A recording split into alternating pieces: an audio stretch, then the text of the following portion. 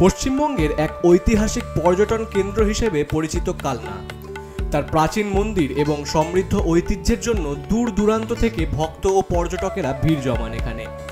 এইখানকার বহু প্রাচীন মন্দিরের মধ্যে বিশেষভাবে উল্লেখযোগ্য প্রায় ৩০০ বছরের পুরনো মহাপ্রভুর বাড়ি, যা ভক্তদের কাছে এক পবিত্র স্থান। সম্প্রতি কলকাতার এক ভক্ত এই মহাপ্রভুর বাড়িতে গৌরাঙ্গ নিত্যানন্দের বিগ্রহ দর্শনে আসেন। এই বিগ্রহের রূপে মুগ্ধ হয়ে পড়েন তিনি। কলকাতায় ফিরে ওই ভক্ত রাতে স্বপ্ন দেখেন যে তার নিজের মন্দিরে গৌরাঙ্গ নিত্যানন্দের মূর্তি স্থাপন করতে হবে। স্বপ্নে তিনি নিম কাঠ দিয়ে মূর্তি তৈরির এবং তা কালনারই কোনো এক শিল্পীকে দিয়ে করানোর নির্দেশ পান।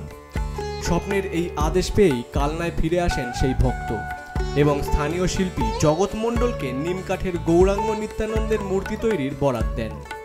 শিল্পী জগৎ মণ্ডল অত্যন্ত নিষ্ঠা ও আনন্দের সঙ্গে তৈরি করে ফেলেন গৌরাঙ্গ নিত্যানন্দের মূর্তি। তিনি মহাপ্রভুর বাড়ির নিত্যানন্দ গৌরাঙ্গ মহাপ্রভুর মূর্তির আদলেই নিম কাঠের উপর খোদাই করে এই নতুন বিগ্রহ নির্মাণ করেছেন। নিজের হাতে কালনা মহাপ্রভুর বাড়ির আদলে এমন একটি পবিত্র মূর্তি তৈরি করতে পেরে অত্যন্ত আনন্দিত শিল্পী জগৎ মণ্ডল। কলকাতা থেকে এক সাধু এসেছিলেন, ওনার বাড়িতেও মন্দির হচ্ছে, তো উনি এখানে ভ্রমণ করতে এসে তো মহাপ্রভু বাড়ির নিত্যানন্দ মহাপ্রভুকে দেখে উনি আকৃষ্ট হন। তো আকৃষ্ট হয়ে উনি বাড়িতে যে মন্দির করছে ওখানে ফিরে যান। ওখানে ভাবে যে নিত্যানন্দ মহাপ্রভুর যে মূর্তিটা ওখানে ওনার মন্দিরে স্থাপিত করবে।